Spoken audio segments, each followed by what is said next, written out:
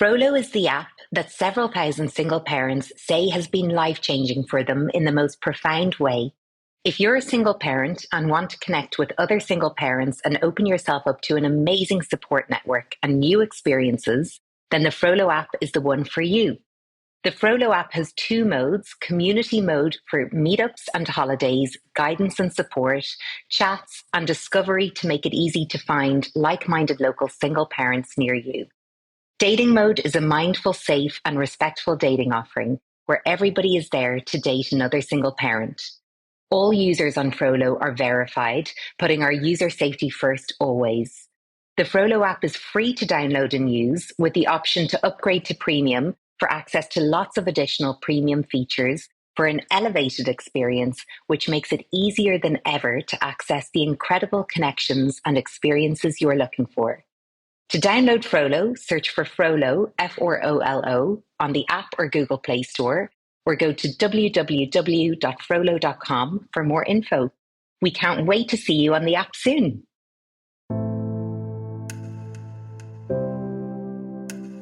Hi there, and welcome to Frolo, the Single Parent Podcast. I'm your host, Zoe Desmond, single parent and founder of Frolo, the Single Parent Community app. Frolo is all about empowering the single parent experience through friendship, community, and support. And this podcast brings you conversations with other single parents about their experiences and the challenges and rewards that go hand in hand with raising a child by yourself. There are so many different aspects to single parenting, and I think it's about time we put a more positive spin on the term single parent, because one thing is for sure, single parents are truly incredible. I hope you enjoy this episode of Frolo, the Single Parent Podcast. Today, I am joined by the incredible Nicole LePera, otherwise known as the holistic psychologist. LePera's work focuses on a holistic approach to mental health, and she shows us that we often have the tools within us to facilitate our own healing. Nicole has almost 4 million followers on Instagram, and her newly released book entitled How to Do the Work has already become a New York Times and Sunday Times bestseller. I am so excited and so grateful that Nicole graciously accepted my invitation to chat to me for this episode, as I know that this conversation and Nicole's work will really resonate with the Frolo community. Nicole, welcome to the Frolo podcast, and thank you so much for taking the time to chat with me today. Thank you so much, Zoe, for having me. And huge congratulations on your success.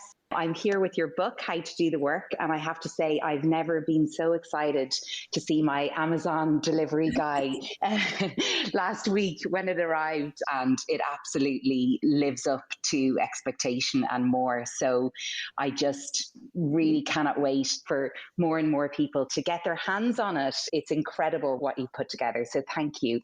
Thank you so much. It definitely feels like Christmas for me, especially because the project's been alive for me for now the better part of 2 years. So I'm like, come on, get it in their hands. Yeah, it's really brilliant. Just pearls of wisdom. And I came across you on Instagram probably a couple of years ago now. And I remember just this feeling of like I had found something that just resonated so deeply, very kind of simple, bite-sized posts and teachings and learnings that just, as I say, resonated so deeply. And I've seen your page just blow up really since then. And you've now got 3.5 million followers. Every time I log on, I'm like, oh yeah, she's just got another 200,000 followers.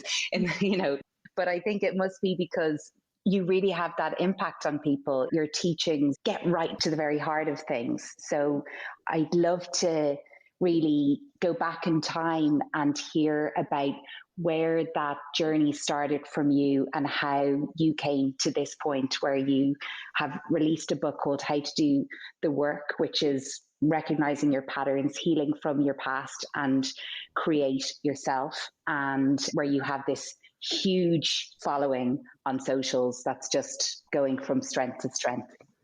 Absolutely. So the journey on social actually started after and was inspired by my own healing journey.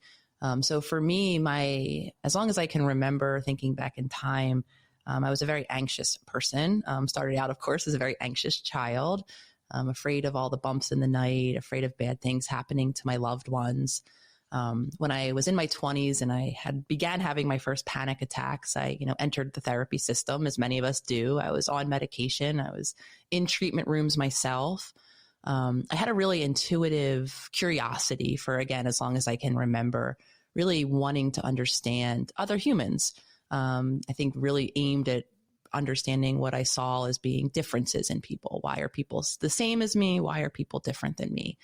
So from that place of curiosity, I was, professionally, if you will, marching the journey to becoming a clinical psychologist, with my hope being not only to shed more awareness and insight onto myself, as I think a lot of us practitioners do, right? We enter for our own reasons, though, of course, I was hoping to extend that insight to my clients, to help them understand themselves and obviously create change in their lives. So flash forward in time, and many years into my practice, and the feeling I kept coming up against, personally and also professionally, Zoe, was an incredible deep sense of disempowerment. Seeing humans, again, much like myself, accumulating insight, awareness, understanding, perhaps habits and patterns that were no longer serving them, maybe even troubleshooting, coming up with a new plan of action, to begin to create change in some of those areas. Yet week after week, those humans would come back with increasing frustration at this point, increasing disempowerment, because they were endlessly unable to bridge that gap, to make the change. So for me, it was really came from that low place. I really sought first to understand why I was continuing to struggle despite having all of the tools, right? Being the licensed professional in the room. And then furthermore, why I was really struggling to help my clients. And what I began to understand is the great need for a much more unified way of conceptualizing the human and, of course, working than in the psychological field. And I really began to think more holistically about myself, and to implement, holistic new changes, lifestyle choices. And for the first time in 30 some years, I actually began to create and maintain change in my life. And so I was wondering, what to do with this newfound information. And actually, as it began, my Instagram account, that July 2018, I think it is when I started it, my intention for even using the holistic psychologist account, which I created back then, was it was twofold. My first intention was to give me a place to begin to just share my story, to speak this new truth that I was now living into. After I had, into my healing journey by that point, I'd come to the realization, Zoe, that I hadn't been doing much of that thus far. I had been filtering my truth through pretty much everyone else, what their experiences of my truth might be, and I was watering it down. So I really had no anticipation of how universally resonating my story would be when I began to share it. I just knew that for me, it was important to begin to stand in that authentic truth, because my second intention was to find other humans to connect with, to find other people, right, who were living similar stories or who were walking similar journeys toward healing, because I was feeling quite alone and I was experiencing a lot of change in many of my pre-existing relationships. So I went online, flash forward in time, without any expectation. And what I did see, to speak to your very beautifully worded point, is there were tons of humans who were getting it, who were shaking their head up and down and saying, absolutely, oh my gosh, yes, this is how it was for me. These are the changes I've been making too. And from that point forward, very early on, seeing that the resonance was also universal. This wasn't just people in my small neck of the woods in Philadelphia saying, yeah, I get it. This was people from all around the world and different cultural backgrounds saying, yes, this is making sense to me. And from that point forward, I became more resolved in that path, and obviously continuing to share that journey on Instagram as I am still. Thank you for sharing that. And I have to say, not that I would in any way compare Frolo with what you're doing, but I do relate to that feeling. And just from my own journey when I became a single parent, which is why I started Frolo, because I felt like there was a huge shift sort of happening in my own life. And I was really struggling to find that level of connection and understanding that I was seeking, I suppose, and wanting to find a community of people who could really relate to how I was feeling, what I was going through, and just to have that, I suppose, comfort of that shared experience and not feeling alone in it. And like that, Frolo, before the app launched, it was just an Instagram page where I was talking about the app launching. But it's amazing that once you tell your story and how you're feeling, which was, I remember for me, the first post on the Frolo Instagram page was just an honest story about what I was feeling as a single parent and why I was doing this. And I remember feeling absolutely sick to my stomach and thinking, oh my God, is everyone going to think I'm looking for attention? Is this going to be embarrassing to my family? Is this going to be deemed as a cry for help or something? And so it felt pretty awful, but in a way liberating. But then, yeah, I think people do then connect and relate to it. So it's such a powerful thing. I think when people find that courage to just be really truthful about an experience, because it helps so many other people access that themselves. Absolutely. And I'm really happy that you're, speaking to the vulnerability of it all. And it really does. And honoring people like yourself, because it does take courage. We can sit here and say, oh, just share your story online. And people might get it, though. There's a lot that goes into making oneself, well, first and foremost, as I often share, being honest with ourselves about our story. Because we're often the first roadblock to that really transparency, that radical honesty. We often deny aspects of our story to ourselves first, and then breaking down that barrier to then be vulnerable to even just one person, even being vulnerable to the people with whom you're in personal relationships, let alone sharing the story on such a public platform. So much easier said than done. And I definitely honor people like yourself who are taking that brave step forward to begin to stand in their truth, because it isn't easy to do that. Thank you. I would definitely, encourage people to do it, because there is something incredibly liberating about it. And I think it allows then people to step forward and connect with you, even just people in your life on a deeper level, I suppose, having seen you do that. So in your book, you mention the dark night of the soul and what your dark night of the soul was. And I feel like, well, many people in the Frolo community, I'm sure, will be able to relate to feeling a kind of dark night of the soul for various reasons. But what was it for you, and what did it mean for you? So Dark Night of the Soul, I definitely do think is a very unique experience. It hits a little different. It feels a little different. There's a little different symptoms, if you will, for each of us. At its core, what I believe a Dark Night of the Soul to be is an accumulation, again, of imbalances, for lack of a better word, symptoms, ways of being that don't serve us, that are born out of, I should say, a disconnection from the authentic self. It's a way of being that so many of us are repeating, a very conditioned way of being, where often we're not honoring our deeper needs, perhaps the needs of our body, perhaps our emotional needs, and perhaps our spiritual needs. So for me, it wasn't one, big glaring moment where I hit this, rock bottom and knew what the hell it was. For me, it was just a gradual accumulation, if I'm honest, Zoe, of a lifetime of these such symptoms, of a lifetime of, for me, being disconnected to my body, to the extent that my body was completely imbalanced. It wasn't getting the nutrients it needs. It wasn't getting the sleep it needs. It was very inflamed. It was having damage to its gut area, all again producing symptoms. For me, they were very much in the camp of anxiety. Always feeling on edge, never really feeling settled in my body, in my skin, never really feeling at peace. Another set for me was a gradual, kind of descent away from self because of the way I was showing up in the world. So what I referenced earlier, not standing in my truth, that really expanded into all areas, not honoring my emotions, always overstepping how I felt in service of, or what I believed was in service of other people, putting their needs before mine.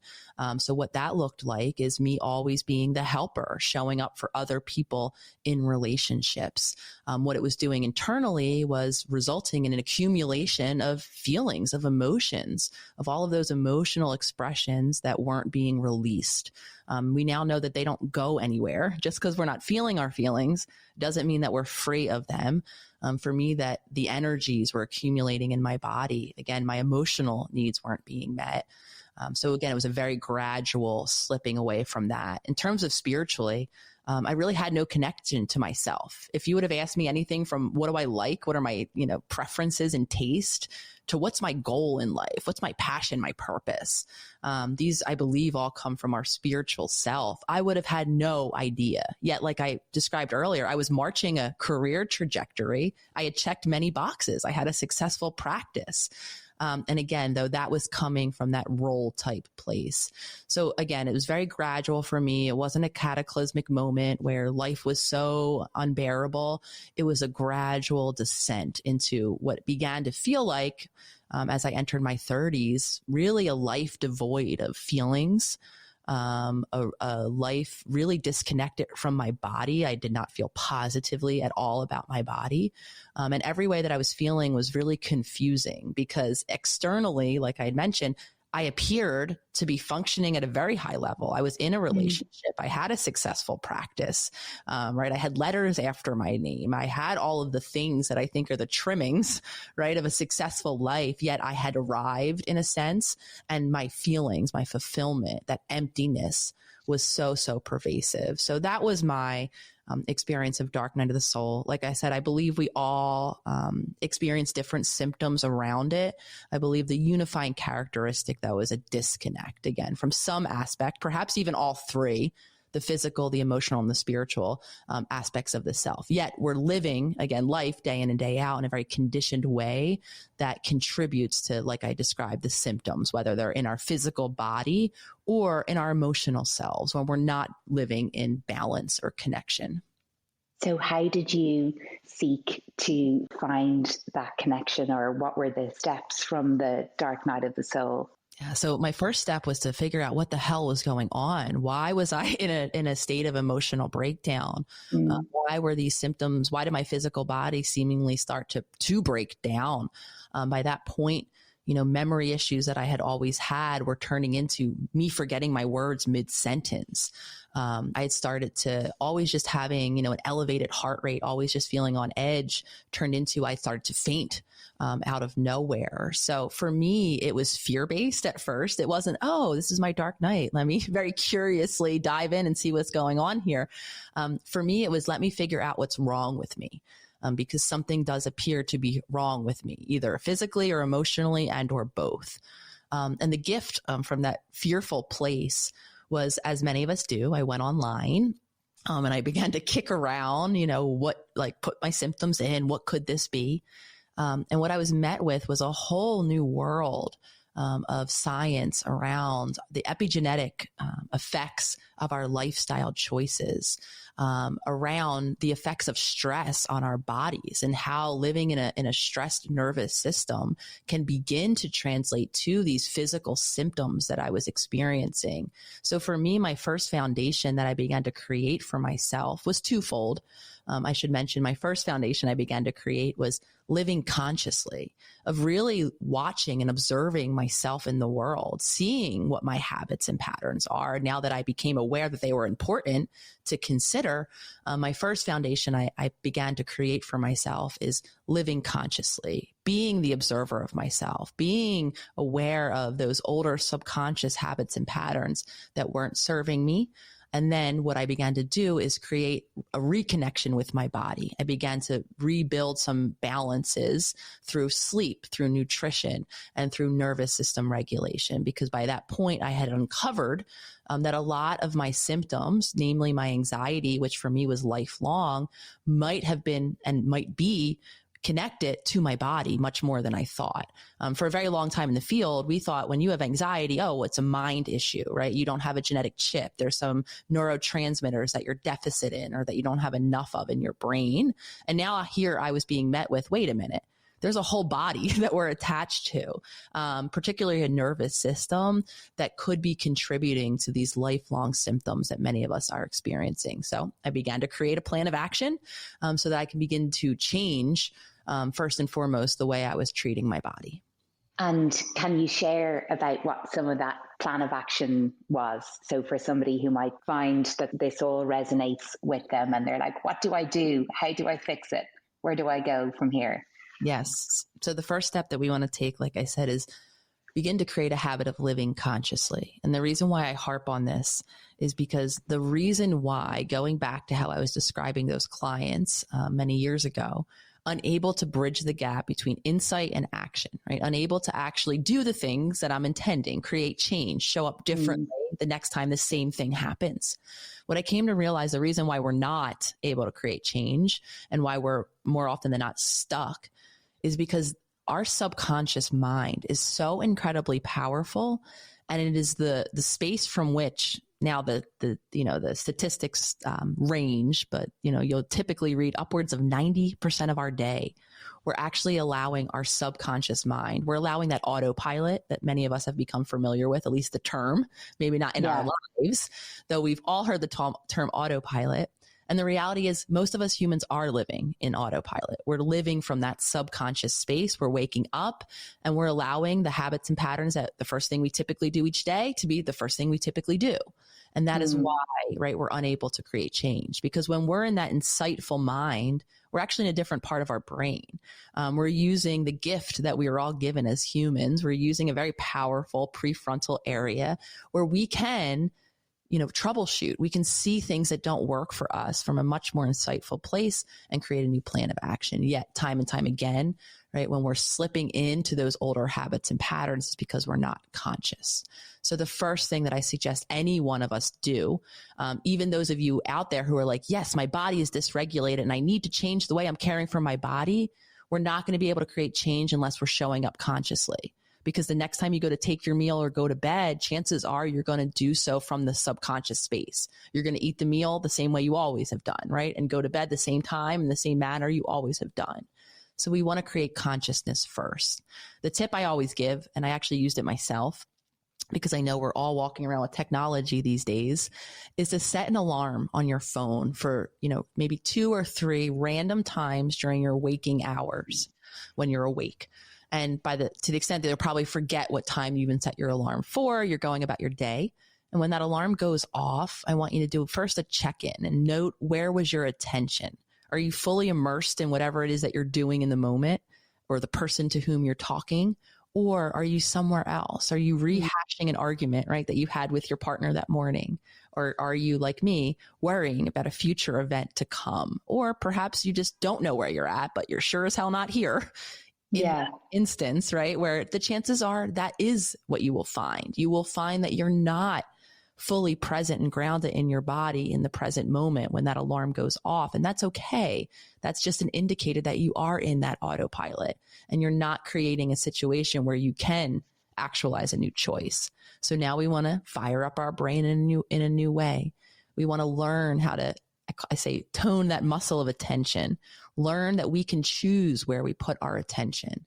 And if we can hook it on the present moment, for some of us, it can be helpful to use our senses. If we're doing, tasting, eating, touching, smelling, listening to something in the moment, when we can engage our senses, we can become consciously present to the moment. And when we're conscious, the reason why I harp on this is now I've gifted myself with choice. Now I can say, you know what? I see that older option that I've once always done, and I can choose a new path. And until I create that consciousness, my subconscious is going to decide for me. Yeah, that resonates a lot.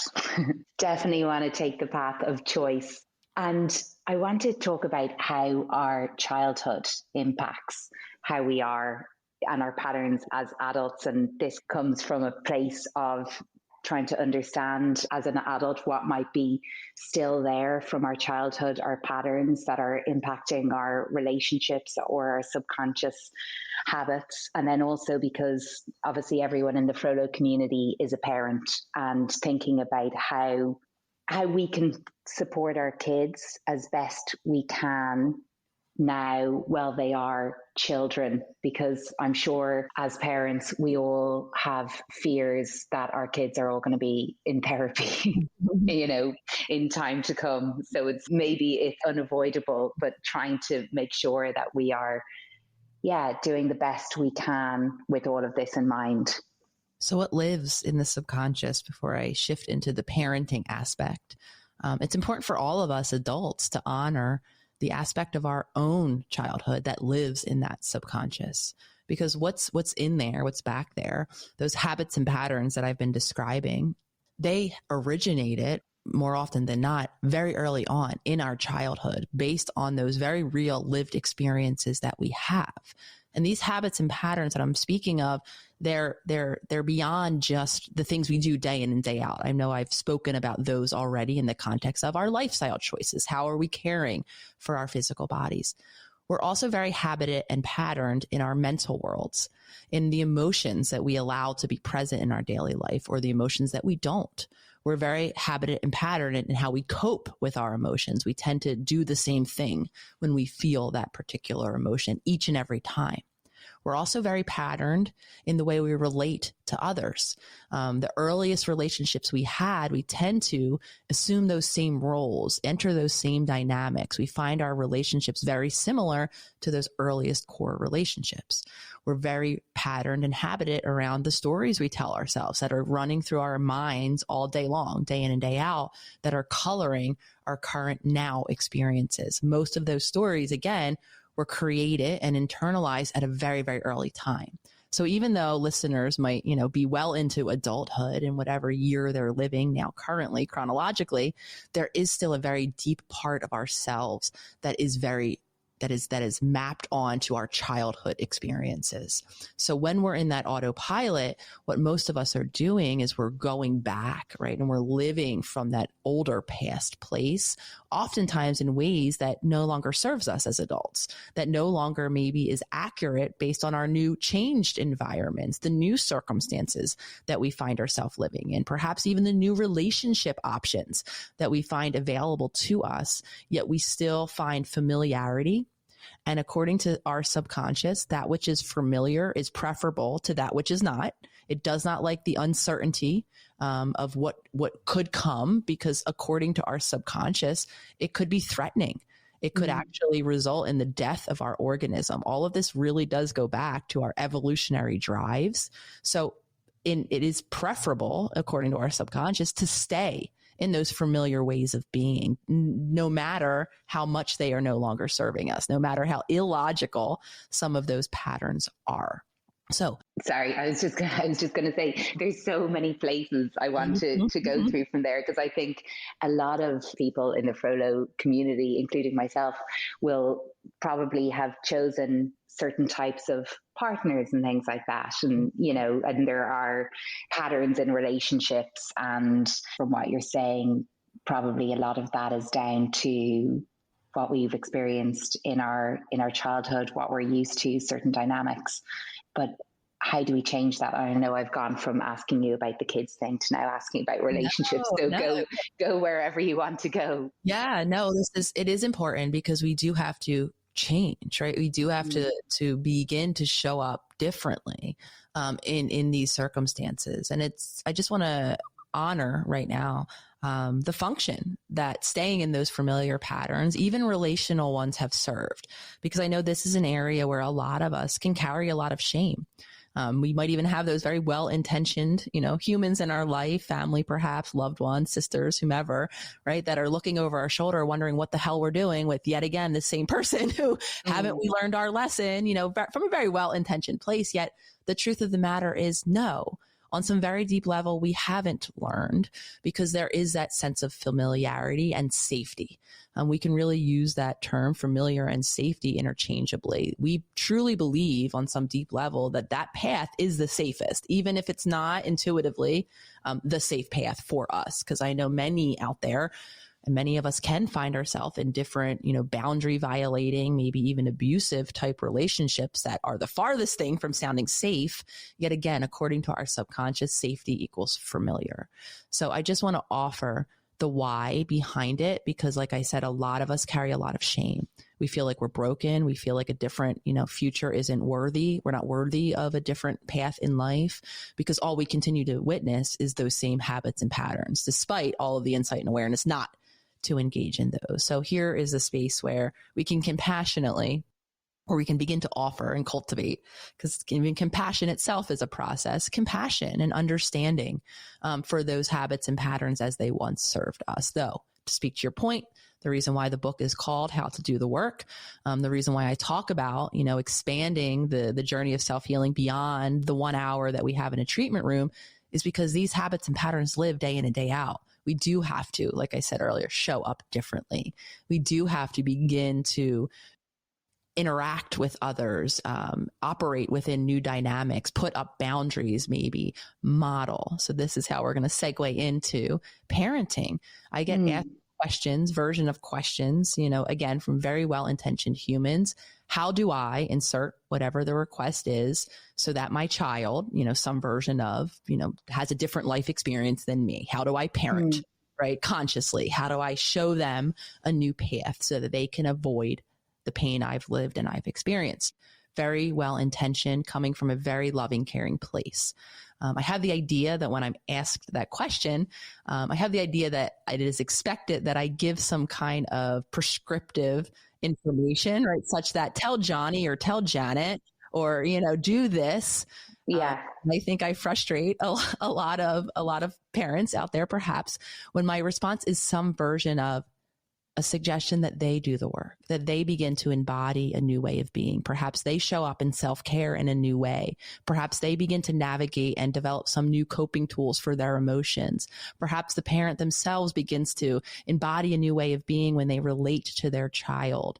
Because what I do know about childhood, it is that which is modeled to us that is so much more impactful than that which is told, right? That old adage, do as I say, not as I do, is grossly incorrect. We now have neuroscience to back it. We all are born and have up until death, honestly, something called mirror neurons, that fire when we simply witness someone else being in the world, doing in the world. We actually mimic their behavior in our brain alone. So that is the neuroscience reason why modeling is so much more impactful. Our children are watching us, and they're going to be much more impacted by what they see us do and or how they experience us in relationship to them, our emotions included, than the prescriptions we might give them. Well, I'll share something personal with you that happened a couple of days ago, which I'm sure many people in the Frolo community will empathize with. So my son, who's 4 years old, was with his dad, and his dad dropped him back to me just as he was coming in the door. My son, his dad said, "Oh yeah, I just wanted to mention that." So he basically broke the news that he's bought a house with the person that he's with. Her son is in the same class as my son in school. So it's very kind of close to home. Anyway, this just hit me out of complete left field. I just wasn't expecting it for whatever reason. And even though it's been 4 years since we've been apart, and it's nothing to do with that relationship, it's more, I think, just it hit me like a ton of bricks, I think, because it came out of left field. And I think if I'm really honest, the thought of this happy family dynamic happening on the other side when my son isn't with me, and I suppose in my head, all I could see was this perfect picture of a mom and a dad and the kids, and he'll have someone he can think of as a brother and a sister and a big house and a big garden. And I just started crying and I couldn't stop crying. Then I was so just aware, obviously, that my 4-year-old is there looking at me, and I don't cry in front of him. If I feel upset, I'll obviously just try and sort of go somewhere else or whatever. But he hasn't seen me like that. So he was just really, I think, unsure. He was like, "Mommy, are you crying? Why are you crying?" And then he said to me, and I thought this was the sweetest thing. He said, "Mommy," and he put his hand on my leg and he said, "Mommy, take a deep breath. I'll do it with you." And I couldn't believe it. Because every time he has a tantrum or whatever, or, loses it. And I mean, he is a fiery little kid and very fiery. So when he loses it, he loses it. And it's, I think emotional regulation for both of us in those moments is difficult. But I always just try and ask him to, take a deep breath and let's do it together. And I mean, he barely ever does it, but I kind of always, I persevere. But it was just what you're saying about modeling behavior. It just, honestly, I have to say that just was the sweetest thing for him to see that, I suppose, empathy, and that he is actually listening throughout his emotional outbursts.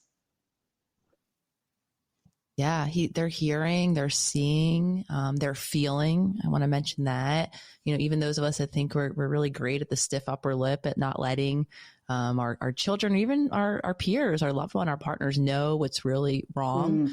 We're energetic beings. We're communicating it.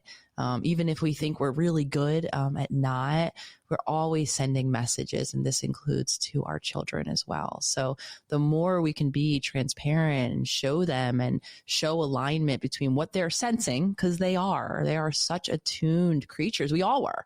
I'm even talking about us now from the adult perspective. We were all those little humans that were incredibly attuned to the world around me. And the large majority of my subconscious, my inner child, and her wounding are in around non-direct things that were said in my household, not big glaring moments where it was like, yeah, this is bad.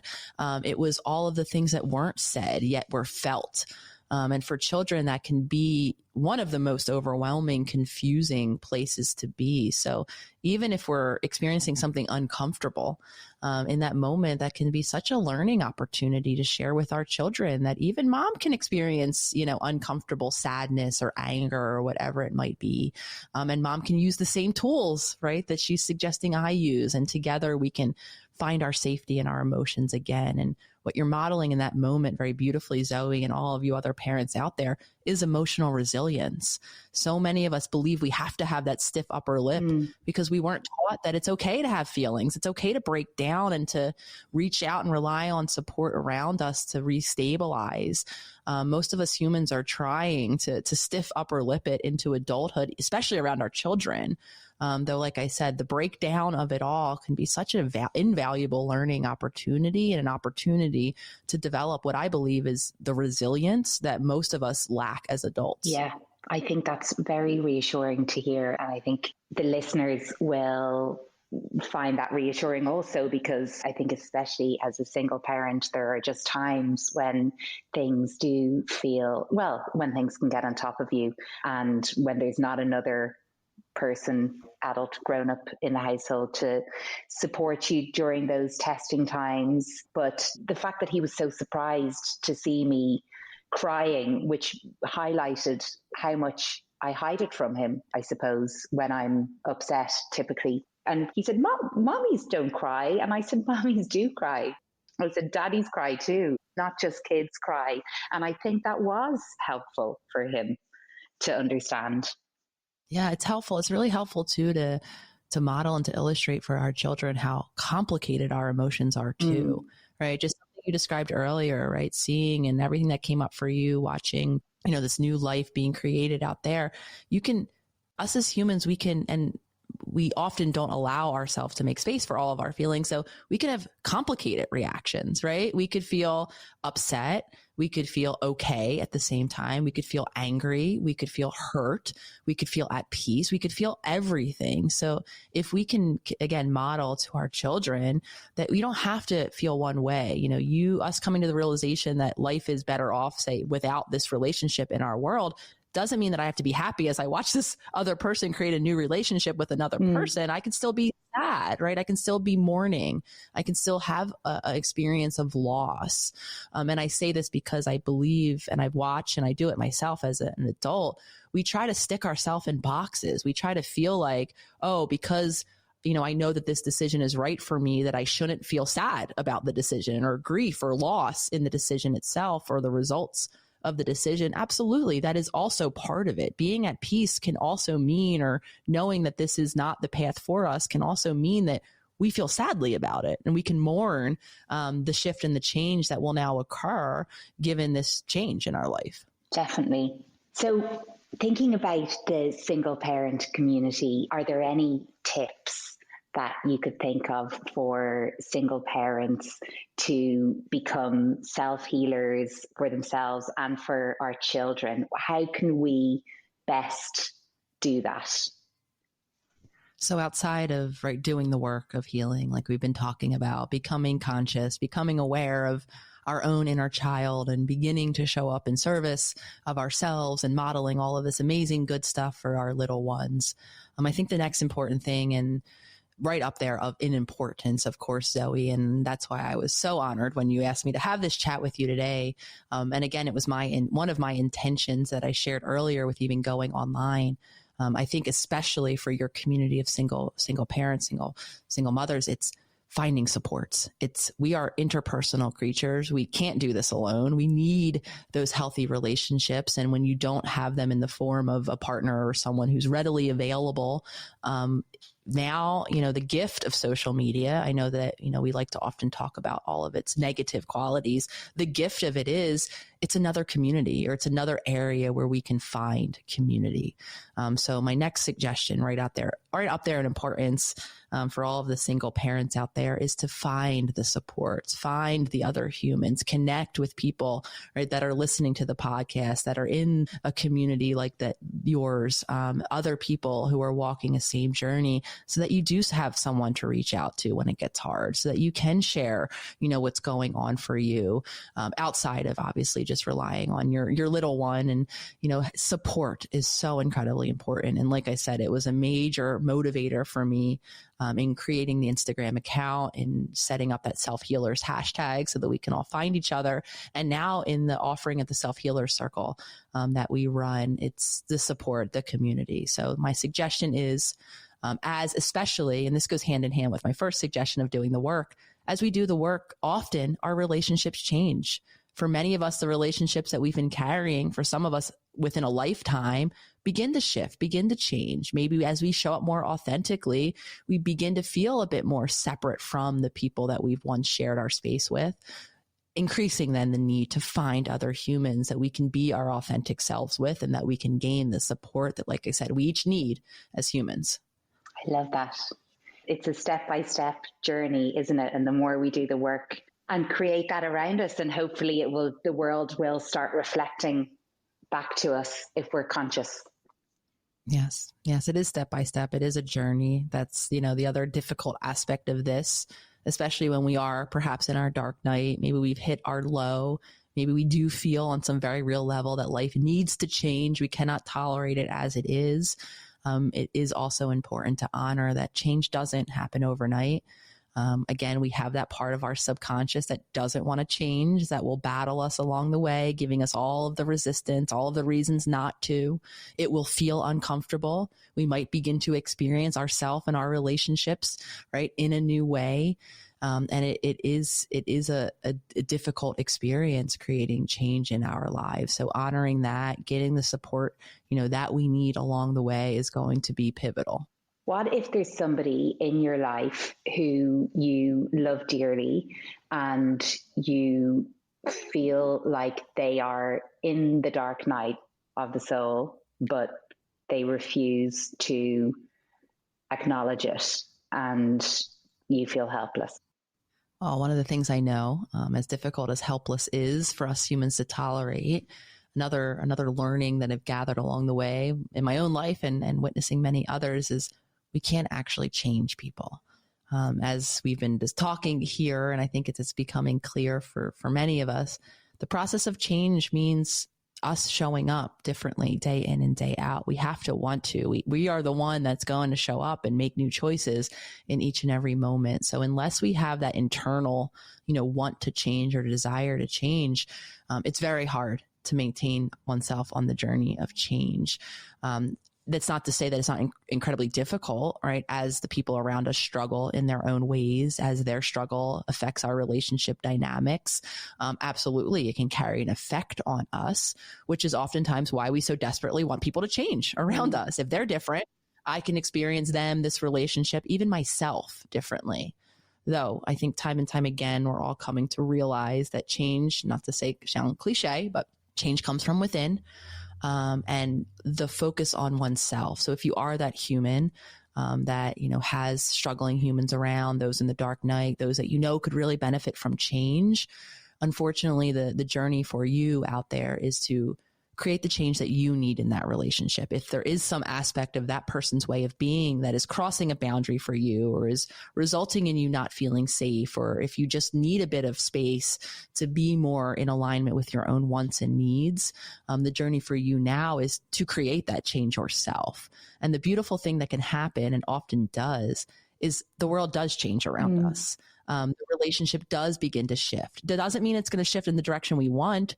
Sometimes the shift is into something that feels and looks different, might not be as quote unquote close as we once, or look exactly as it once did. Though often what it shifts into is something that's far more sustainable over time.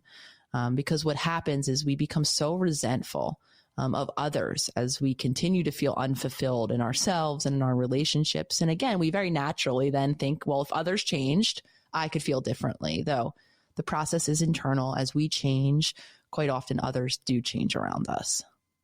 Oh God, if only we had, if only we had a magic wand just to make it all easy. That person who had that magic wand would be quite popular, I think. And Nicole, finally, I'd love to ask you if you had one important message to give to the Frolo and single parent community all over, what would it be? My one message that I want to end on and send out to everyone listening is that you're right where you need to be.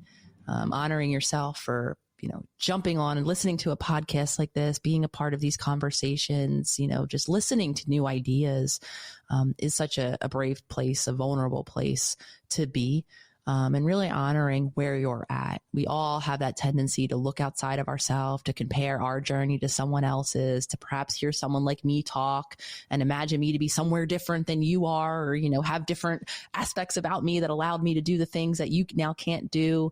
Really honoring right where you are, and allowing that to be what it is. We are all so critical of ourselves. We all carry, like I said, oftentimes so much shame around where we imagine ourselves to be compared to other people.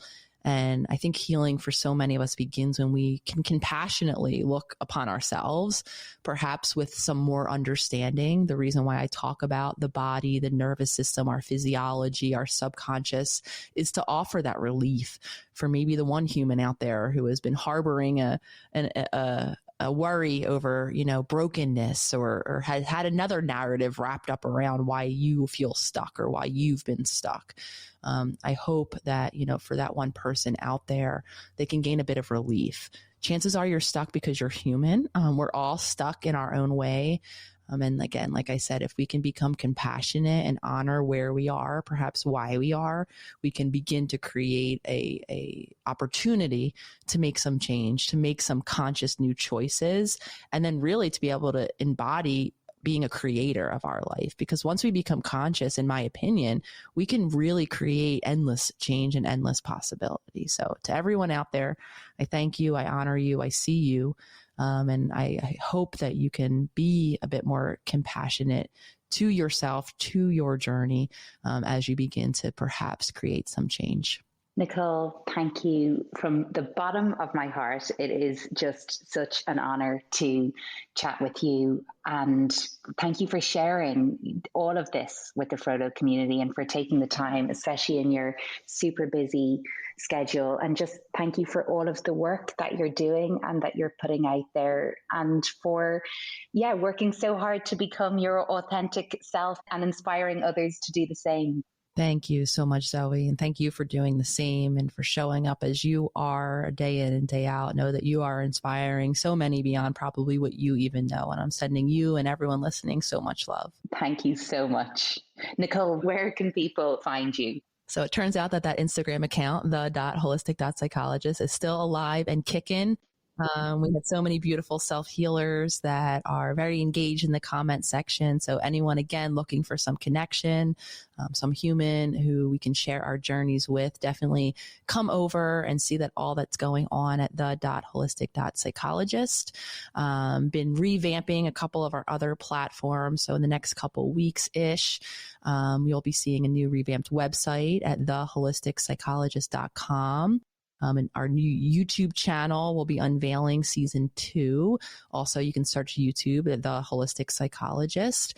And then finally, in the next couple of weeks, we will be rolling out a podcast of our own called the Self-Healer Soundboard. So lots of exciting projects, lots of ways to find me and the work. Though, like I said, I'm always shouting out that Instagram because it's where it all began and it's where I am day in and day out to do the work of healing. Amazing. And everyone has to get your book immediately. And the book is international. So anyone listening to outside where English may not be your first language, definitely give a Google. There's been a lot of, thankfully, international contracts picked up. So that will be translated. And I love provide the opportunity for everyone to read the book in the language that is the most understandable to each of you. Nicole, you are a gem. Thank you so much for talking to us today. Thank you so much, Zoe. If you would like to connect with other single parents in your area, as well as a wider community of single parents, and access support and advice easily, download the Frolo app and join us. Otherwise, head to our website, www.frolo.com, and sign up to our newsletter to stay connected to us. All the links are in the show notes.